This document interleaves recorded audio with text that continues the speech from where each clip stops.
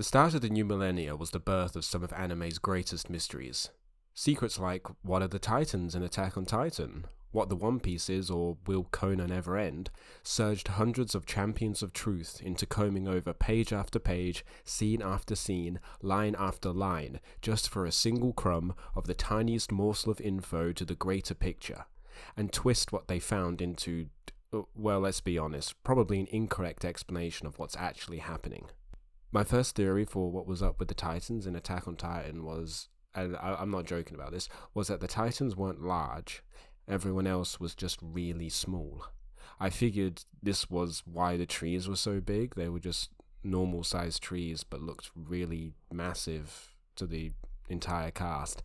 And then I realized they were riding on normal sized horses, so that whole thing just kind of fell apart there. But those legendary mysteries, they're for little babies with those soft bits on their head. The true cultured certified geniuses, the intrepid intellectuals, the bright blokes of the anime community know the real greatest anime mystery ever. Dare I say, the greatest mystery throughout all of human history. A mystery that we are no closer to solving now as we were when it first emerged over a decade ago. Who is Nadeshiko Omura's girlfriend? Yuri Yuri by Nomori started publication all the way back in 2008. It's about a group of middle school girls who start what they call an amusement club. The manga and subsequent anime series just follow the girls as they dick about in their daily lives. That's the Yuru. As for the Yuri, the surprisingly large cast have this huge twisting dynamic of relationships, with each have an underlining subtext of they have a crush on each other. Maybe one day someone will explain all of them. To completion. Wink. But that's for another time. In 2012, Nomori released her second Yuri Yuri spin-off, Omoroke. This new series focused on, you guessed it, the Omura family, Sakurako, Hanako, and Nadeshiko, which is great news if you only liked 25% of Yuri Yuri's main cast. It meant that the stories could go beyond an Anomori middle school. We get to see stories set in the Omura house, Hanako's elementary school, or Nadeshiko's high school, which opens up the opportunity to introduce new characters.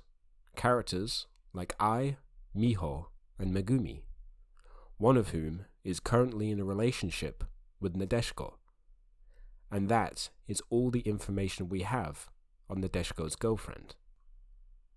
Nadeshiko's girlfriend, who from now on I will be dubbing as Secret Girlfriend X, was first referenced in Chapter 54 of Yuri Yuri. Since then, Secret Girlfriend X is a repeatedly referenced point in Omoroke, but her identity is always kept just out of the reader's perception. All we know is that she's one of Nadeshiko's friends. It goes a little something like this. If there's a chapter that focuses on these four girls, there's a very high likelihood that some kind of event with a romantic undertone will happen between Nadeshiko and any one of her friends. If that doesn't occur, someone will do something that implies that she is in a relationship with Nadeshiko. This constant muddying makes it so you can never be too sure who Secret Girlfriend X might be. The in-universe characters are all equally unhelpful. Nadeshiko's relationship is, after all, a secret to everyone. Her family is oblivious to it, as are the rest of her friends. The only person who has met SGX is Hanako, under the belief that she was just a friend of her sister's. And she didn't really have a lot to say about her, only noting that she was pretty but couldn't say in what way. Seemingly the only person who has suspicion that Nadeshiko is even dating anyone is friend of the family Himawari, and she doesn't have the spine to ask for any details. We are left deeply in the dark about who SGX is. Nomori isn't going to tell us, so from here on out, if we want to uncover her identity, it looks like we're on our own. So the first thing we're going to do is have a look at these three girls. Nadeshiko's friends comprise of Ai, Megumi, and Miho, and strangely enough, the easiest way to really describe their personalities is like this. Megumi is an M, Miho is an S, and Ai is neither. I'm not really joking, those are their most distinctive characteristics. Megumi gets teased by Nadeshiko, Nadeshiko gets teased by Miho, and Ai likes going to the movies. It's like a snake eating itself, if the snake was gay. I don't actually know what I meant by it when I wrote that. Okay, don't worry about that line. I actually had a really rough time trying to explain all of the details of their personality until I realized that This is kind of just how they're introduced in Omoroke. So from the start, it's established what role each of them would take if they were SGX. So now we're going to scrub over Omoroke and try and figure out what kind of person SGX is presented as, so we can determine which of the girls would fit into that role. So for start, let's just take a quick look at her physical attributes. While we never get to see her, Hanako did, and she described her as a pretty girl who smiled at her. So she is a girl, but we kind of knew that already.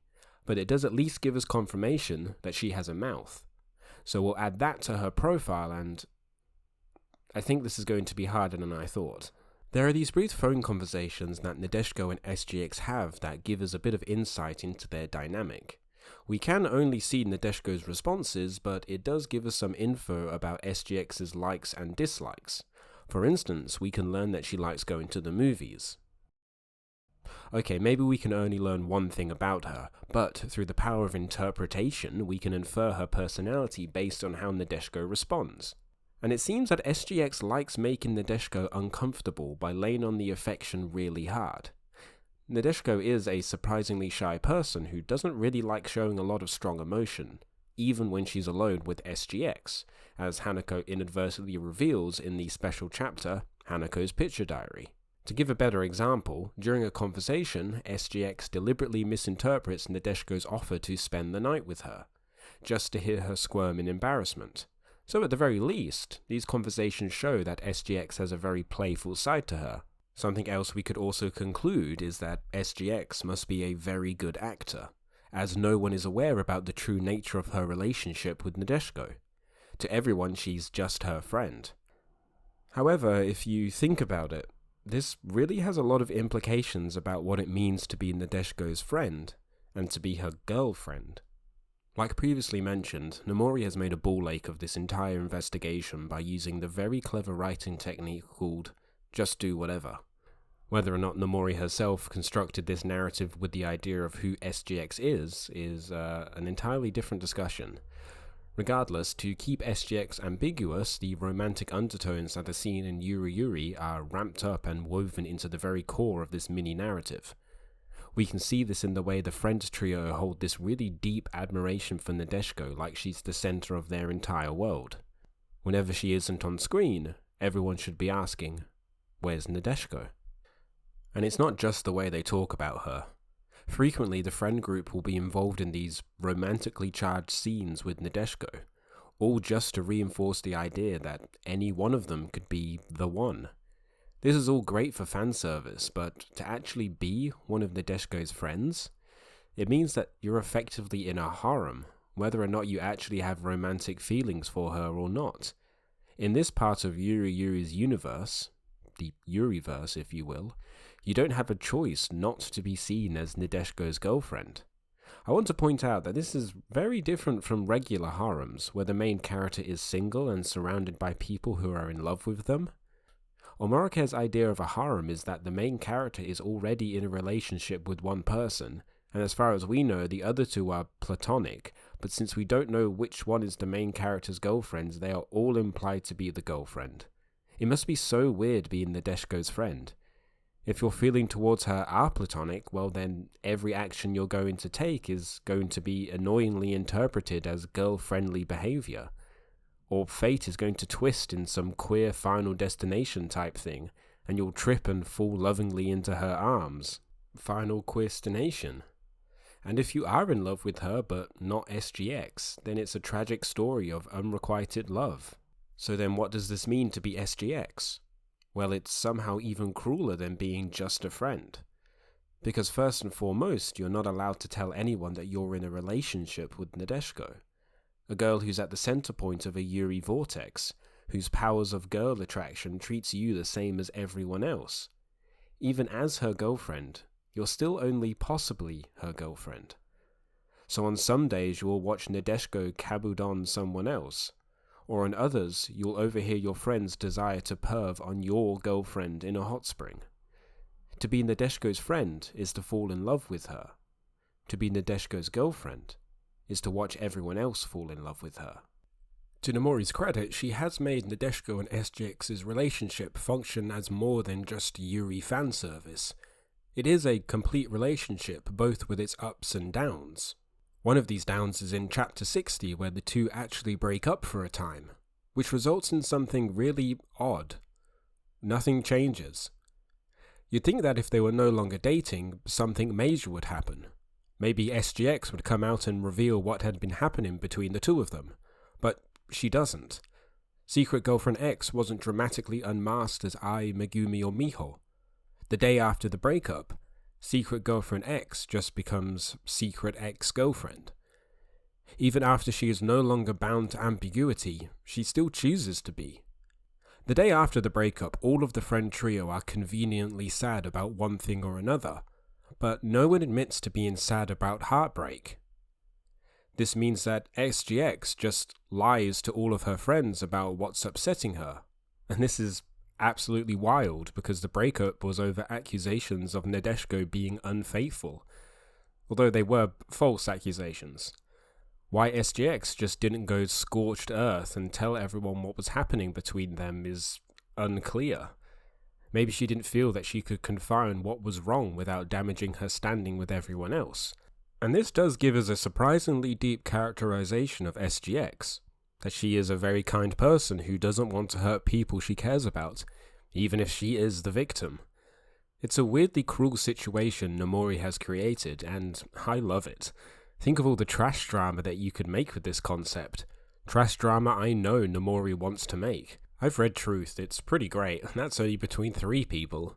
Imagine what you could do with 4.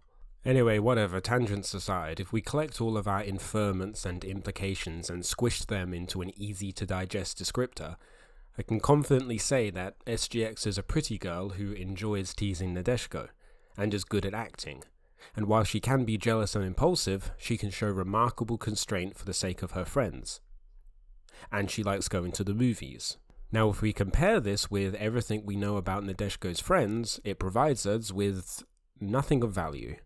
Every trait I've gathered could easily be attributed to any one of the trio, like SGX is just some kind of amalgamation of all 3 of the girls. So a half-baked psychological profile isn't something that's going to help us. What we need is hard evidence that puts people in places. With the release of the first part of the anime adaptation of Omoroke, something unprecedented happens, something that goes against everything Nomori has been building for the better part of a decade. We actually see SGX. Well, we see her feet, which for some people might not be enough to get you going, but for me, this is all I need. Because this footage of SGX's feet tells us something very important. That she's someone who not only wears socks, but also wears socks with shoes. And these are school shoes. Fast forwarding a bit, there's a frame of SGX's leg, which shows us that her socks end just below her knee. Assumedly, this is how she dresses at school. So our next goal is to simply find who in the friend group wears white socks at that exact height while at school, because then obviously this would give us a solid link between whoever and SGX, free of conjecture. Except for one tiny single little issue, which is that you can't actually see anyone's legs because they're all out of shot. But if we tick along frame by frame, and stop right here at 23:25, we can see for a brief moment the cuff of white socks, which belong to Miho. See, the thing is here that you can't prove that Megumi or Ai are wearing white socks in this scene because we can't see their legs. The fact, at this moment, there are 2 truths. Miho wears white socks that end just below her knee while at school, and SGX wears white socks that end just below her knee with school shoes. Therefore, the most logical conclusion is that Miho is SGX. That is until you head over to the wiki and look at the official designs for all the girls and see that they are all wearing white socks that end just below the knee. Also, there's just a ton of times in the manga where they wear white socks, so this whole point just falls apart. But all is not quite lost because of how Omoroke is presented. It gives us something we can easily exploit for information. Real-life locations. Yuri Yuri and subsequently Omoroke take place in Takoka in Toyama. The intro to Omoroke, Dear Sister, does something I think is pretty cool actually. The opening has real-life footage of Takoka with Sakurako and Himurari kind of Roger Rabbited into the shot. Using Google Maps, I found the location of this footage and then spent a bit of time clicking around just so I could get a good layout of the area that they live in. If you're curious, the Omura sisters live in Izumimachi. I did this to sate my curiosity, but to also find the location of where we see SGX's leg, because by using that single frame, we could determine her height by comparing what we can see of her with what's around her. Probably. And I think this is the street. It looks kind of similar. Kind of. This bit does anyway, and that's good enough for me. So let's roll with it. That's showbiz, baby. So SGX turns around this corner and right against this post here near this hedge. If we follow her around the corner, we can see this car, which is a Hi-Jet Daihatsu Blue, which is 187 centimeters tall according to its car specs, which would mean that this bush is, 190 centimeters? Being generous? So let's keep rolling with that and assume that the bush over here is a consistent height. Let's label this like this and put the average height of a Japanese girl, which is 158 centimeters, which 50 centimeters of that is from the foot to the knee, which saying that now doesn't actually make any sense. So we're going to put a model of this here, and yeah, SGX is roughly around the height of an average Japanese girl, which doesn't help us at all because all of the friends are around the height of a Japanese girl, and also I don't really know how tall they are to begin with. I mean, yeah, sure, we probably could go down to Toyama and determine her exact height by just measuring this pole here, but I don't really want to do that. It's very far away and I don't have a lot of money in my Suica. So, the personality construction, the clothes and the heights, they were all a bust, but maybe we can just overanalyze text messages. In the bonus chapter called A Promise Between Us, we get to see what Nadeshiko's harem do in their spare time. Megumi gets a new outfit for work, Miho wins 2 little charms in a claw game, and Ai finds a new place to visit in a magazine. The group take a photo of their new thing and send the picture off. 2 of the girls send their photo to God knows where, but SGX sends her photo to Nadeshiko, and she responds, "I can't wait, you'll have to show me tomorrow." Now if you were to ask me, this response doesn't really work for all of the possible images that SGX could have sent. For instance, Miho won 2 keychains. Wouldn't the implication be that she's going to give one to Nadeshiko? A response like, "I can't wait" makes sense, but "you'll have to show me tomorrow"? No, she's not showing you anything, she's giving you something. If it was a response to Megumi's new outfit, sure I guess, but it's still not quite right. "You'll have to show me"? She's already shown you. It might work for Ai's picture, "You'll have to show me tomorrow," as in "you'll have to show me more about this place tomorrow." That makes sense. That's a correct interaction between people, and it's at this exact point you're probably realizing I've been grasping at straws. All the evidence towards the identity of SGX I presented holds about as much water as a wet paper bag, because that's the nature of SGX. As easily as anything can be interpreted as romantical in nature, can easily be dismissed as a friendshipical farce. The being known as SGX is an ever-prevalent cat in a box, if the cat was gay. All of Nadeshiko's friends are both in this box and outside of this box. They are both SGX and not. But maybe we shouldn't be looking in this box. So there is one more thing we can do. One more angle to approach this from. One last idea. I think it's unequivocally impossible to determine who Nadeshiko's girlfriend is, through the means of evidence gathering anyways. So I'm not going to do that. Instead, I'm going to try my theory. A theory that I think can accurately guess who SGX is. And all we need to do is look towards the other Omura sisters, Hanako and Sakurako. Sakurako is an odd girl. She's been blessed with an obscene amount of confidence for someone with a less than ideal amount of intelligence, and is someone who is firmly at the mercy of her own impulses. Despite her mismanaged academic life, she landed a role in Nanamori Middle School's student council, aspiring one day to become the student council president. And right by Sakurako's side, for better or worse, is her lifelong friend, Himawari Furatani. Himawari is the antithesis of Sakurako. She's studious, she's kind, she takes pride in her conduct. She ends her sentences with desu wa, which is, if I'm led to believe, is quite regal. She's everything that Sakurako is not. The two of them are locked in this bitter rivalry, always taking the opportunity to one-up each other. So if they hate each other so much, why are they always together? Why does Himawari always make Sakurako candy? And why does Sakurako always eat it? Well, they weren't always like this. As children, they were inseparable. But at some point before the start of middle school, the two had changed. It's made abundantly clear very quickly that their constant squabbles are just masking their true feelings. The two really care about each other just as much, or maybe even more, as when they were kids. And the only person who's cued into this is Nadeshiko, almost as if she's been through this before. And I just want to mention that Nadeshiko calling Himawari Himako is my favourite detail. If you didn't notice, the Omura sisters all have flowers at the beginning of their first name, followed by ko, meaning child. So Nadeshiko calling Himawari Himako is pretty cute. But we don't just see this rivalry dynamic with Sakurako and Himawari alone. In Omurake, we get to see a similar scenario play out again.